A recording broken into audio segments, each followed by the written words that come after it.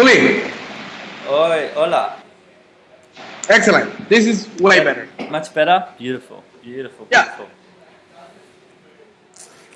All right, so, um, why are you in coffee? How did you get into coffee? Uh, well, I was born in coffee. My mom met my dad because of coffee. My grandfather took my dad to deliver some coffee to pick up some coffee from my mother's father, Mm-hmm. because my mother's father used to buy coffee and he used to sell the coffee to my other grandfather. So one day, one day, uh, my father's father went to pick up some coffee, and he brought my dad, Yeah. and that's how he met my mom, because my mom was there. She was, I think she was 14, and he was 18, and then they got married when she was 18 and he was 22. Uh-huh. Is this in Santa Barbara? Yeah, right here, right in the house that is right on the road when you turn to go to Las Flores, when you go Uh-huh. to see Olvin's farm. So Yep. that house that is in the corner, you go to in the main street and then you take a right. So that house right there, that's where they met. Wow. So yeah, so yeah, that's how I got I got involved in all this, because yeah, then my dad just continued the business. Um, and my grandfather decided to give the farm to my dad, because he had a farm, and my dad didn't like farming Mm-hmm. because he lost a lot of money because of leaf rust. Uh-huh. So he decided to stop farming, and he decided to return to the buying. Uh-huh. So he started buying coffee locally, buying from the local farmers, and then we just had to work in it. I was in school, but in my vacation after school, I used to come here, just got involved in this, and after studying, I just moved back Yeah. uh, and started working full time here. So your father started San Vicente. Yes, yes, about 34, 36 years ago. Mm. And has your family always been in Santa Barbara, in that area of Honduras? Yes, yes, I was born here. My dad also, Mm-hmm. and my mom also. Yeah, so yeah, so I still live with them, live Yeah. here. So Yeah. yeah, that's how it is. And what is San Vicente? What is it that you guys do? So what we do is to buy coffee from the local farmers and export these coffees to all over the world. Uh, what we mainly do is to buy commercial grade coffee, like below, I would say 84, Mm-hmm. and that's probably the 90% of our business. And then we do a specialty coffee. We do micro lots and some uh, 85, 86 point big lots Mm-hmm. that we consider specialty because of the profile. Um, so in the commercial grade market, what we do is to buy the coffee and just sell it through importers, through brokers. And with the micro lots of the specialty coffee, what we do is to connect roasters or importers or uh, specialty coffee companies like you guys Yeah. with some like high grade producing like farms or good farmers, and connect both and just establish a relationship between companies like you guys and the farmers producing good coffee. Got it. So they're very two different uh, business models, different supply Yeah, chains. Um, yeah. how can you describe a little bit what are the biggest differences? You know, when you're selling coffee are you milling the coffee, the specialty coffee and the commodity coffee? You're buying it, exporting it, buying it, milling it, and exporting all of it? Yes. Yeah. Yeah. With the commodity, we mill and export everything we get. Right. Yeah. Yeah. But you actually you don't buy everything. So there are. I'm gonna explain you where the big difference are. Mm-hmm. For example, with commercial grade, we buy everything from the farmers. Mm-hmm. That's what pays for my clothes, my tickets, my food, everything. That's our main business, right? Yeah. So we buy and we sell depending on where the market is, right? Mm-hmm. We sell by differentials. We try to make a business out of it, right? To buy and sell. That's it. Without caring, we do care of quality, right? But it's not the same way as specialty coffee. Yeah. So what we do is to collect a lot of the coffee, mostly wet. We buy wet coffee, just wet parchment. We accumulate that in the warehouse, just mechanically dry that coffee. And then when we have a specific amount, we set up a price with buyer. We just process right away and export it. Mm-hmm. Obviously, after doing a quality control, just to making sure that everything is clean. That's it. Make sure that everything is clean, and then boom, just sell it. Yeah. And in big volumes, we do probably 70, 80 containers of 250 bags each per year of that. And then in the other hand, you have the micro lots that are coffees that get separated because of the variety, because of the profile, because of the location, right? Mm-hmm. Mm-hmm. So what we do is to identify those farms or those farmers and get those coffees separated from the bulk or from the big stacks. And then we get that, we taste the coffees, and then if we find something interesting, we find a home for it. Yeah. So we do a whole different separated process from each lot. Yeah. So farmers do the separation over there in the farms, doing the picking, doing the variety separation. And then here, we do all the coffee separated. We separate the lots. We don't mix the coffee with other coffees. And we find a market for it. Yeah. The preparation is totally different. The care that we take of the coffee is totally different. Yeah. Because it's worth it, because the value that it has in the quality is pretty high. Yeah. I would say really high, that can be compared with other great coffees in the world. Yeah. So it has to be that way. We have to really take care of it. On the one hand, as you said, you know, the potential of Santa Barbara coffee is world class, but also the majority of your business, what pays your wages, is this very efficient, quick, commodity trading style of business. Yeah. Why is it no? No, yes. Oh yeah, okay. I saw the head shake. Yeah, no. Okay. So, but at the same time, I know that if you find a coffee farmer who you think has really good potential for quality, or is maybe already producing great quality but selling it as a commodity coffee, you'll encourage him to try to access this specialty market, even though, you know, from your perspective, it's a lot more effort. The relationships are much more difficult to maintain. There's a lot more labor involved for everybody. Why are you so motivated to increase the market size of this very difficult sector when you've got something that's making good money and that works already? Well, for many reasons. The first one is to improve the economic side of the farmers. Most of the farmers here in the Santa Barbara mountain, before the specialty coffee, were in really poor conditions, right?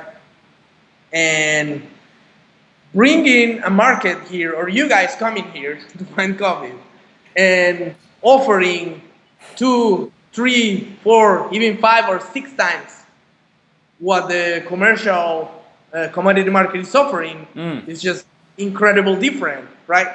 So it's a good benefit that improves lifestyle, processing, the way of living of the whole community. Yeah. Now, It can has an you impact. That's the first thing. yeah. So when you say And that, you know, a farmer producing commodity coffee has a pretty tough lifestyle, what does that mean? Like, how poor are they? uh, well, there are many different ranges, right? But I will take like the worst scenario. Uh, for example, I've worked with farmers that have to take, just an example, to take all their kids out of school and put them to work in a farm in order to maintain and keep that farm producing because they don't have the money to pay for labor. Um, so that's one problem. Some other people live from around, I would say, $5 to $6 a day. Mm. Some farmers that they don't have the volume, they don't have the capacity to produce a lot, so they just actually survive from what they do. If you're living on $5 or $6 a day and raising a family on that, in terms of, you know, access to food, to basic education, to basic health services, what can you kind of expect in Honduras for that? Well, the situation is pretty bad because, first of all, the government doesn't care. So just they are not interested in fixing the problem, right? Mm-hmm. And it depends on the person, right? And that is involved in the situation. And that's why we don't have a lot of access to things. People here decide just to either go to work for someone else and stop working in their own things, Mm-hmm. or just leave. Just go as illegal to the States, go as illegal to Mexico, or just Spain or whatever, and just drop their things. But like having some access to like resources is pretty hard because the political situation, the economic situation. There are a lot of reasons why. Yeah. So yeah, so it's kind of tough. Now, on a different topic, the Cup of Yeah. Excellence, that's had a really profound impact in many coffee producing countries as a marketing tool and as, you know, I guess bolstering the reputation of different places and the quality of coffee in different countries and getting, I guess, a bigger global appreciation of them. But I think in Honduras and in Santa Barbara, it's had a really profound impact. Can you talk a little bit about what impact Cup of Excellence had and how you were involved in that over the last few years? Yeah, that's a big time topic. Yeah, I don't think there's another place where, or another country where COE is doing their thing, like Santa Barbara.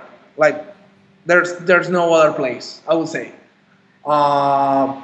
It was just uh, the key of the success of this area. COE came in 2004. We didn't know anything about specialty coffee. Zero, nothing. We didn't even cup at that time. Just the really basic, find the ferment, find the phenol, and if everything is great, awesome. Good, we're good to go. Nothing about profile, nothing about complexity, nothing about balance, zero, nothing. Yeah. COE comes, and then we start seeing like a top 10 of coffees. graded based on quality.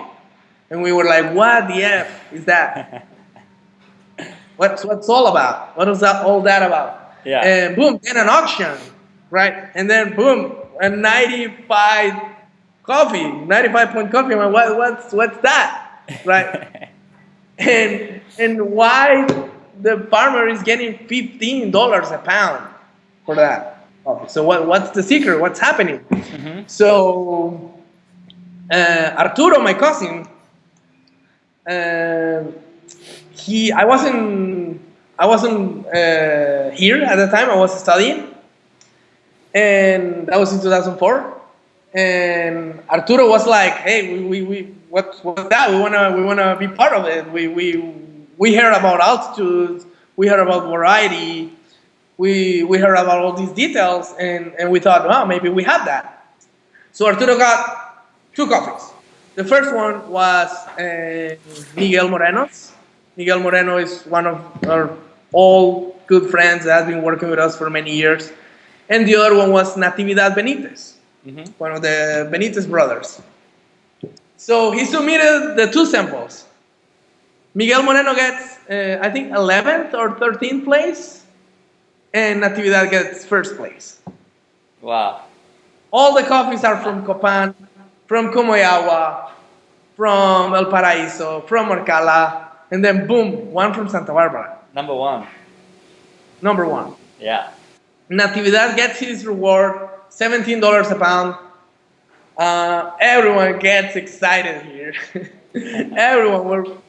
All the farmers were freaking out, like all the Fernandez, because all of them are living in the same area, right? Mm-hmm. You have all these farmers living right next to each other that have same altitude, same variety, same ways of processing. Yeah. So all of them got excited about it and decided to participate. 2010, that was the big year. 2010, we got 1st place, and we got 17 out of 25 coffees that made it to the auction, including the first top 7.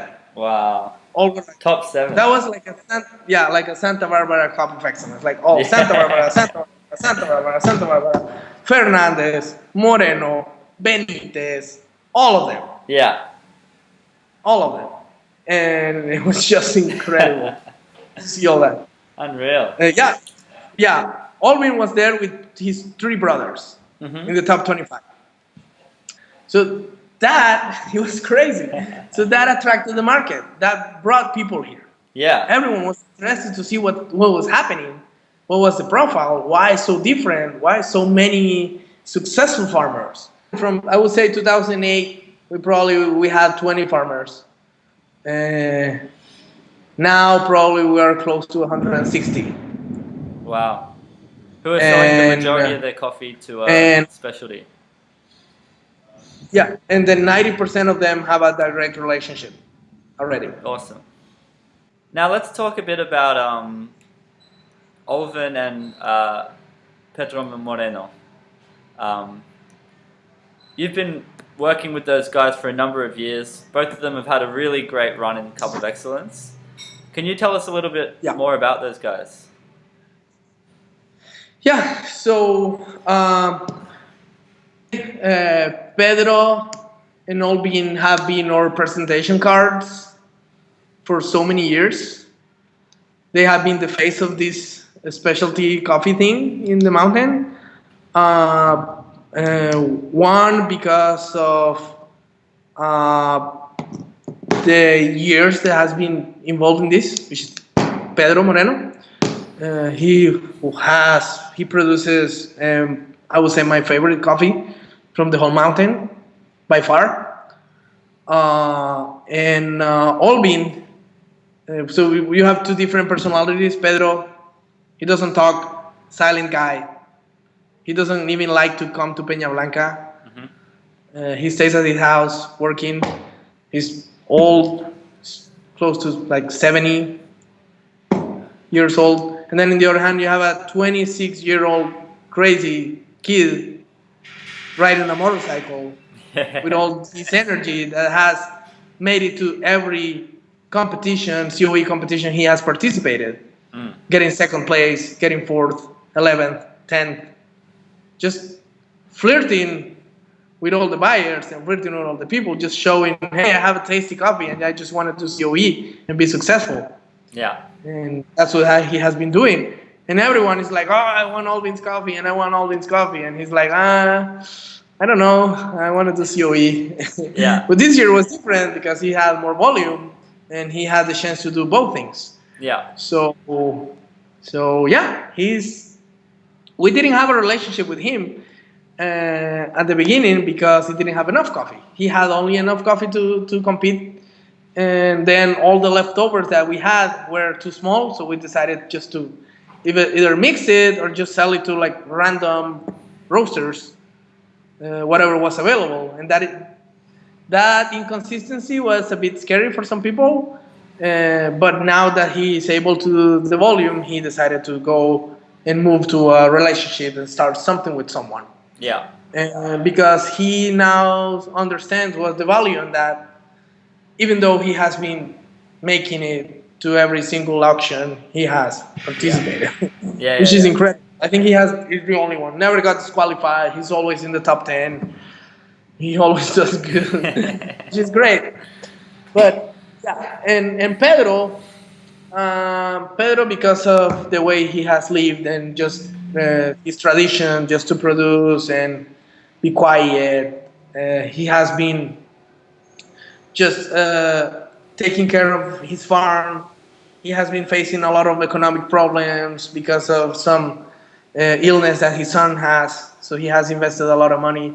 So those problems have affected his equilibrium in production and then also his personal life. But with the years, we have been helping to fix that. And now he's settled. He's getting that equilibrium. He's getting the help from his sons that were not involved in coffee because they didn't like coffee. They like to plant vegetables. Yeah. And Pedro was the only person from that side of the Moreno family doing coffee. Yeah. But now he's being encouraged by his sons that are getting involved. They dropped the other jobs that they had and now they are only focusing coffee. All of them already have a relationship with someone and they are helping Pedro, and now he's getting more and better coffee, and that's represented in the cup. It's represented in Cup of Excellence, getting second place last year, getting fifth place this year, and just producing really beautiful, awesome, tasty, complex coffee. Yeah. It's great. I love it. Why do you think Pedro's coffee is so amazing every year? Well, I think there are different details. For example, his farm is pretty old. So I would say the root system is really deep and attracts a lot of nutrients. The plants develop good quality. He usually doesn't fertilize that much. So, and he has a lot of land.